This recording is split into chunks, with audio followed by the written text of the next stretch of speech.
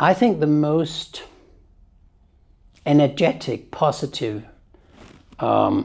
period I lived through was when the Soviet Union fell apart and the Warsaw Pact disappeared. That was when we thought that we would have learned something. That was when we thought that now there could be peace because there would not be two blocs fighting each other, but there would be a possibility when NATO disappeared too, because the Warsaw Pact had disappeared, that we could begin to talk east-west in Europe without arsenals of weapons. It was also the time when, thanks to peace movement activity and peace researchers and historians in various popular movements, had walked the streets of Europe and fought against the middle-range nuclear missiles, the SS-20, the Pershing IIs, etc. And we got rid of them. These are the ones, similar weapons, that the United States has now forced Germany to accept on its territory.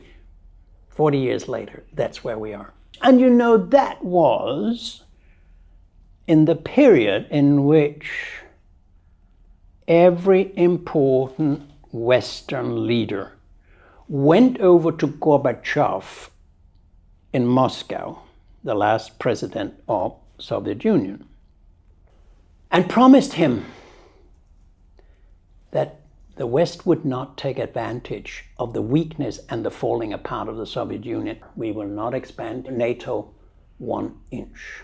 That was where we cheated, and has cheated them ever since. Whether I think we have a new Cold War, yes, I do. And it's much worse than the old one because there's no communication between Russia and the West.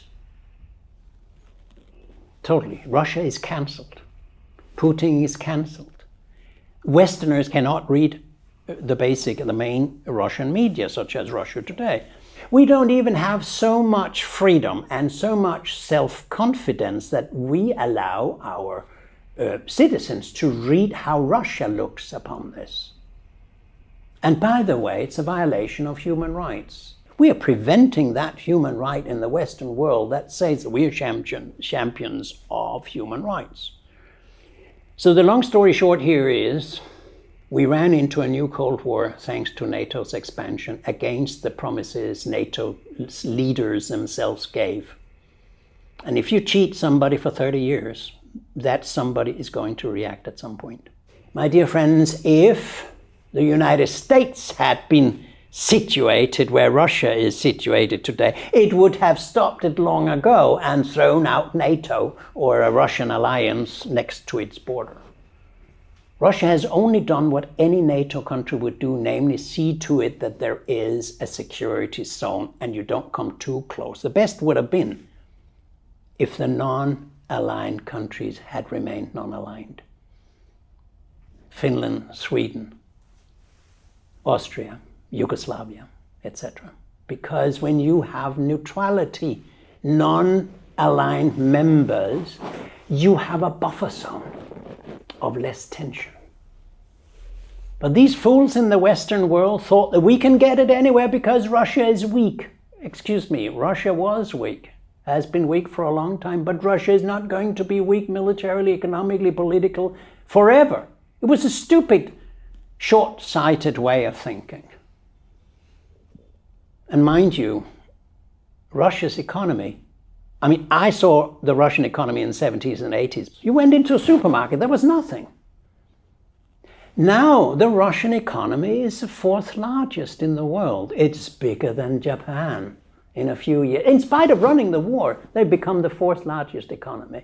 How could we make such a miscalculation that we could keep Russia down forever, militarily, politically, economically? I think we've done some enormous, immoral, political, intellectual blunders in the Western world under the leadership of NATO and NATO's leader, the United States. And the European Union, unfortunately, has not been able to become an alternative to that aggressive policy and that expansionist policy. You accuse Russia of doing what we do ourselves much worse. You say Russia is an expansionist, revisionist, imperialist power. Putin wants to conquer all of Europe. What is it we have done? We have conquered all of Eastern Europe up to the border of Russia. And now NATO is fighting in Russia. So we're blaming him for trying to do, in a small scale, what the Western world has been doing for 300 years around the world. Conquering, occupying, bombing, regime changes, etc. That we are now in a situation that proves that we have learned absolutely nothing from the Second World War and the Cold War. And a country, a leadership, a culture that cannot grasp that the world is changing. If you can't see that, you will lose your leadership. I think the United States is losing its leadership, and for very good reasons. It didn't have to, but it has decided to run politics in such a way that it will lose its respectability, its leadership, its legitimacy in the eyes of the rest.